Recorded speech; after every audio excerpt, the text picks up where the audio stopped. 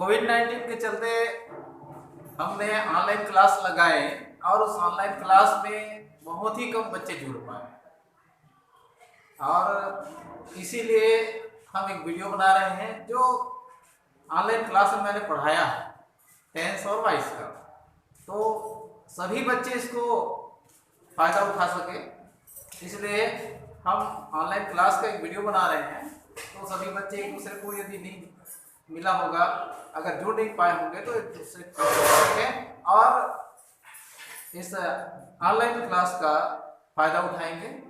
जब तक हमारा विद्यालय खुल नहीं जाता तब तक आप लोग ऐसी वीडियो देखते रहेंगे और सभी विषयों का ऑनलाइन क्लास होता रहेगा। तो आइए हम इंग्लिश में आज पढ़ते हैं। 10 बच्चों को बता दिया था ऑनलाइन क्लास में कि बहुत ही कम बच्चे जुड़ पाए थे, लेकिन इसके माध्यम से हम चाहेंगे कि सभी बच्चे जुड़ जाएं। तो 10th एक बार रिवाइव करते हैं। 10th आपको मालूम होगा present tense, past tense, future tense, ये तीनों टेंस के बारे में आप लोगों को मालूम होगा। वर्तमान काल, भूतकाल और भविष्य काल। सबसे पहले हम टेंस को जानने के लिए इसके स्ट्रक्चर को जानना चाहेंगे और स्ट्रक्चर में सब्जेक्ट होता है, ऑब्जेक्ट होता है और वर्ब होता है। ये तीन बातें आपको जानना आवश्यक है, क्योंकि हिंदी और अंग्रेजी में थोड़ा सा अंतर ये है कि हिंदी में होता है कर्ता, कर्म और क्रिया। इस रूप में हमारा सेंटेंस बनता है हिंदी का, और इंग्लिश का सेंटेंस बनाएंगे तो इसमें थोड़ा सा अंतर हो जाता है। इंग्लिश का सब्जेक्ट, वर्ब प्लस ऑब्जेक्ट, कर्ता, क्रिया, कर्म, ये चेंजेस हो जाता है। इसलिए हम जब भी सेंटेंस बनाते हैं तो हिंदी के अनुसार नहीं बनाएंगे। पहले हम सब्जेक्ट को लिखेंगे, फिर वर्ब और ऑब्जेक्ट। सब्जेक्ट क्या है इसको पहचान लेते हैं। सब्जेक्ट में होता है उद्देश्य या कर्ता, इसको उद्देश्य भी बोलते हैं या कर्ता भी बोलते हैं। किसी भी सेंटेंस में वाक्य बोलेंगे तो कोई ना कोई कर्ता जरूर रहेगा, और कर्ता है तो वही वो सब्जेक्ट कहलाएगा। और उस वाक्य में ऑब्जेक्ट होता है। ऑब्जेक्ट मीन्स होता है कर्म। कर्म क्या है इसको समझ लेंगे। कर्म मीन्स होता है कि किसी कार्य को करने से जिस पर प्रभाव पड़ता है वो ऑब्जेक्ट कहलाता है। जैसे एक एग्जांपल देखते हैं, आई ईट अ मैंगो, मैं आम खाता हूं। तो मैं आम खाता हूं, आम तो मैं खाया, तो खाने से आम पर प्रभाव पड़ा। आम बड़ा था, छोटा हो गया, है ना। तो ये जिस पर वर्ब का प्रभाव पड़ेगा, क्रिया का प्रभाव पड़ेगा, वो ऑब्जेक्ट कहलाएगा। और वर्ब ये होता है क्रिया। हिंदी में जिसको क्रिया बोलते हैं, जैसे नाचना, गाना, सोना, खाना, पीना, उठना, बैठना, सिंगिंग, डांसिंग, जंपिंग, है ना, ईटिंग, ये सारे क्या है, वर्ब। सिंग, रन, डांस, जंप, ये सभी वर्ब है, क्रिया है। तो ये तीनों का स्ट्रक्चर में हम प्रयोग करेंगे, सब्जेक्ट, ऑब्जेक्ट, वर्ब। और इसमें ध्यान आपको ये रखना है कि वर्ब का एक रूप नहीं होता, तीन रूप होता है। फर्स्ट, सेकंड, इसको मैं सेकंड ऐसा लिखूंगा, और ये थर्ड, तीन रूप। ये स्ट्रक्चर जानने के लिए इन्हीं बातों को पहले हम समझ जाएंगे, उसके बाद आपका बन जाएगा टेंस का पूरा स्ट्रक्चर तैयार होगा। ठीक है, इसको मैं मिटा देता हूं। चलिए इस बात पर ध्यान देना है। प्रेजेंट, पास्ट, फ्यूचर तीनों लिखा हुआ है इस डायग्राम में। तो हम सबसे पहले इंडेफिनिट टेंस पढ़ते हैं। क्या पढ़ेंगे? इंडेफिनिट। इसको सामान्य काल भी कहते हैं। अगर मैं प्रेजेंट में लिखता हूं तो समझ जाना क्या है, प्रेजेंट इंडेफिनिट है। यहां पर लिखूंगा तो पास्ट इंडेफिनिट, और यहां पर लिखूंगा तो फ्यूचर इंडेफिनिट। ठीक है। इंडेफिनिट को सामान्य काल भी कहा जाता है। इसके हम पहचान पर जाएंगे। हिंदी में कोई सेंटेंस बोला जाता है तो उस सेंटेंस का एक पहचान होता है कि ये किस टेंस में। तो वाक्य के अंतिम शब्द को देखेंगे। वाक्य के अंत में यदि ता के बाद हा शब्द आता है या ऐसा शब्द आया, ता है, ती है, ता हूं, ती हूं, ऐसा हा शब्द आता है अंत में ता के बाद, तो हम समझ जाएंगे कि वो प्रेजेंट इंडेफिनिट टेंस है। ओके। उसके बाद आते हैं पास्ट इंडेफिनिट। इसके भी अंतिम शब्द को देखिए। वाक्य के अंत में ता के बाद था शब्द आता है, ता के बाद था शब्द आना चाहिए, या सामान्य रूप से आ, ई ऐसा शब्द आया, आ, ई या ई ऐसा कोई शब्द आया तो समझ जाना कि वो पास्ट इंडेफिनिट में। फॉर एग्जांपल वाक्य में ता था ऐसा कि मैं जाता था, मैं खाता था, मैं रहता था, या आ शब्द आया तो आ का मैं गया, है ना, वह आया, ये आ ए ई शब्द आया तो समझ जाना ये पास्ट इंडेफिनिट सामान्य रूप से। फिर सामान्य रूप से होता है फ्यूचर इंडेफिनिट में होता है वाक्य के अंत में गा गे गी शब्द आया, गा गे गी, होगा होगी, जाएगा जाएगी, खाएगा खाएगी, ऐसा गा गे गी शब्द अंत में आएगा तो उसका पहचान क्या हो गया, फ्यूचर इंडेफिनिट। तीनों के ऊपर रिवीजन कर लेते हैं। वाक्य के अंत में यदि ता के बाद हा शब्द आता है तो प्रेजेंट इंडेफिनिट। वाक्य के अंत में ता के बाद था शब्द आ ई शब्द आ गया मतलब पास्ट इंडेफिनिट। वाक्य के अंत में गा गे गी ऐसा शब्द आ गया मतलब वो फ्यूचर इंडेफिनिट। जैसे एक सेंटेंस लेते हैं हिंदी में, उसको हम बना लेंगे।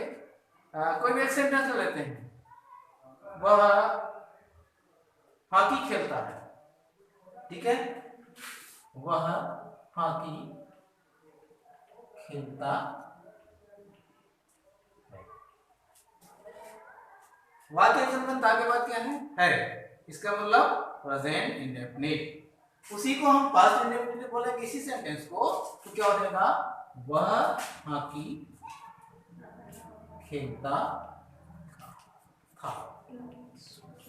अंत में ता था आ गया, पास्ट इंडेफिनिट। वह हॉकी खेलेगा, क्या हो गया, फ्यूचर इंडेफिनिट। तो अंतिम शब्द को देखकर हमें पता चल गया कि ये किस टेंस में है, उस टेंस के कौन से प्रकार में है। तो इंडेफिनिट का हम स्ट्रक्चर लिखते हैं। तो मैं पहले बताया हूं, पहले लिखते हैं सब्जेक्ट। प्रेजेंट इंडेफिनिट के स्ट्रक्चर याद रखना है आपको। पहले सब्जेक्ट, फिर वर्ब का फर्स्ट फॉर्म प्लस एस या ईएस प्लस ऑब्जेक्ट। सब्जेक्ट के बाद वर्ब, वर्ब के बाद ऑब्जेक्ट।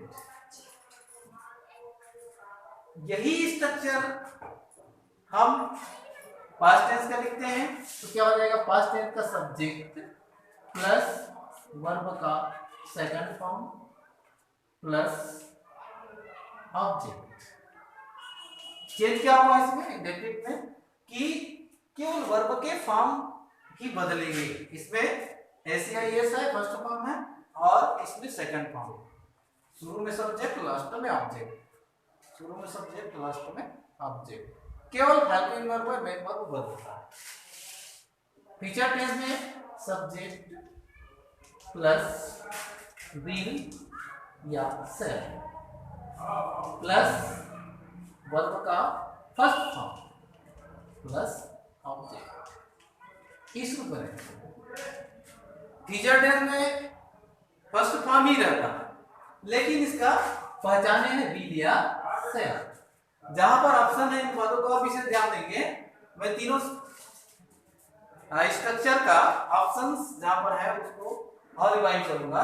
सब्जेक्ट प्लस वर्ब का फर्स्ट फॉर्म प्लस एस या ईएस प्लस ऑब्जेक्ट। तो एस या ईएस जहां पर है ये किसके साथ प्रयोग होता है, इस पर विशेष ध्यान दें। सब्जेक्ट के अनुसार एस या ईएस का प्रयोग होता है, ठीक है। किसी में एस लगता है, किसी में ईएस लगता है। अब इसको तुम्हें ध्यान देना है, बार बार पढ़ते रहेंगे तो पता चल जाता है कि इसमें एस लगता है और इसमें ईएस लगता है। कि च या सम च होगा तो ईएस लगा देना, है ना, और बाकी में एस लगता है, या अंत में ओ रहता है तब ईएस लगता है। सब्जेक्ट वर्ब का फर्स्ट फॉर्म एस या ईएस प्लस ऑब्जेक्ट। इसी सेंटेंस को हम बनाते हैं वह हॉकी खेलता है, ठीक है। इसका सब्जेक्ट कौन है, सब्जेक्ट मींस कर्ता, करने वाला कौन है, हॉकी खेलने का काम कौन करता है, वह। कौन है, वह, इसलिए सब्जेक्ट कौन हुआ, वह। तो पहले क्या लिखेंगे, फिर उसके बाद स्ट्रक्चर में वर्ब का फर्स्ट फॉर्म। वर्ब क्या है, हॉकी खेलता है, इसमें खेलना वर्ब है, तो खेलना क्या बोलेंगे, प्ले, ठीक है। अब इसमें वर्ब का फर्स्ट फॉर्म प्ले होता है तो प्ले ही नहीं रहेगा, इसमें एस लगेगा। अब क्यों लगेगा मैं आगे बताऊंगा। ही प्लेस हॉकी, हमने बना दिए, ये सेंटेंस बन गया he plays hockey. Subject plus verb का फर्स्ट फॉर्म एस या ईएस प्लस ऑब्जेक्ट, ये बन गया। तो हमको पता चल गया कि ये प्रेजेंट इंडेफिनिट का है, ठीक है। अब इस बात पर जाते हैं एस या ईएस कब लगता है और कब नहीं लगता, ठीक है। ये सब्जेक्ट देखते हैं, सब्जेक्ट की ओर देखकर हम एस या ईएस लगाते हैं।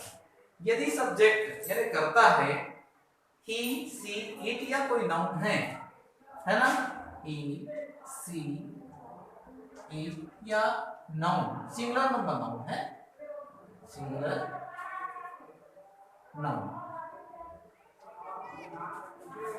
तब एस या ईएस लगाएंगे। क्या लगाएंगे, अब एस या ईएस लगा। अगर इसके अतिरिक्त नहीं है यहाँ पर सब्जेक्ट तो क्या लगा देंगे, एस ईएस हटा देंगे, बस इतना बात ध्यान रखेंगे। सब्जेक्ट ही सी इट या कोई सिंगुलर नंबर नाउन है, नाउन मींस किसी का नाम, है ना, मोहन सोहन गीता सीता रीता जो भी है, किसी का सिंगुलर नंबर नाउन है तो हम क्या लगाएंगे, एस या ईएस। जैसे ही प्लेस हॉकी है, यहाँ पर होता Mohan place hockey, Mohan place hockey. लेकिन यही शब्द ऐसा होता है कि मैं हॉकी खेलता हूं, ठीक है, मैं हॉकी खेलता हूं, तो सब्जेक्ट में कौन हो गया है, मैं, आई हो जाएगा। और आई के साथ एस ईएस नहीं लगता क्योंकि सब्जेक्ट बदल गया, ई सी का कोई नाम नहीं है, तो आई के साथ एस ईएस नहीं लगेगा। क्या लिखेंगे, आई प्ले, ठीक है, आई प्ले हॉकी। तो ये हो गया आपका प्रेजेंट इंडेफिनिट। इसी सेंटेंस को हम पास्ट इंडेफिनिट में कहेंगे वह हॉकी खेलता था, वह हॉकी खेलता था। पास्ट इंडेफिनिट था से पता चल गया, तो हमें स्ट्रक्चर में रख देंगे। सब्जेक्ट क्या है, वह ही, वर्ब क्या है, खेलना, प्ले, प्ले का सेकंड फॉर्म होता है प्ले, क्या होगा, ही प्ले। ऑब्जेक्ट क्या है, हॉकी, क्या है, हॉकी, तो ही प्लेड हॉकी, ठीक है। इसमें सब्जेक्ट कोई भी रहेगा, कोई फर्क नहीं पड़ता, है ना। इसमें और आगे ऑप्शन नहीं है, कोई दिक्कत नहीं है, बहुत अच्छा सरल है ये, ही प्लेड हॉकी। चाहे subject he see it they या आई रहे, कोई भी रहे, क्या नाउन रहे, सिंगुलर रहे, प्लूरल रहे, वर्ब का सेकंड फॉर्म लगाएंगे, लास्ट में ऑब्जेक्ट, ओके। फिर एक बचा है आपका फ्यूचर टेंस। फ्यूचर इंडेफिनिट में जाते हैं तो होता है वह हॉकी खेलेगा। अंतिम शब्द गा है, इससे हमें पता चल गया कि ये गागेगी, यानी कि फ्यूचर इंडेफिनिट है। तो इसके स्ट्रक्चर में लगाएंगे, सब्जेक्ट कौन है, ही, वह, फिर इसके साथ विल या सेल, यहाँ पर देखिए ऑप्शन आ गया, विल क्या है, और सेल। विल किसके साथ लगेगा और सेल किसके साथ लगेगा? विल सबके साथ लगाएंगे, केवल आई के साथ सेल लगाना, ठीक है, आई के साथ सेल लगाना, बाकी के साथ विल लगा देना। तो ही के साथ क्या लगेगा, विल, ठीक है। फिर वर्ब का फर्स्ट फॉर्म प्ले, इसमें एस एस की कोई जरूरत नहीं है, केवल वर्ब का first form, he will play hockey, object hockey है, ये बन गया आपका ही विल प्ले हॉकी। अगर यही शब्द आई रहेगा, मैं हॉकी खेलता, सिर्फ विल का सेल हो जाएगा, आई सेल प्ले हॉकी, ठीक है। आज के लिए इतना काफी है, नेक्स्ट डे और देखेंगे आपके लिए इसका इंटरोगेटिव और नेगेटिव बनाना।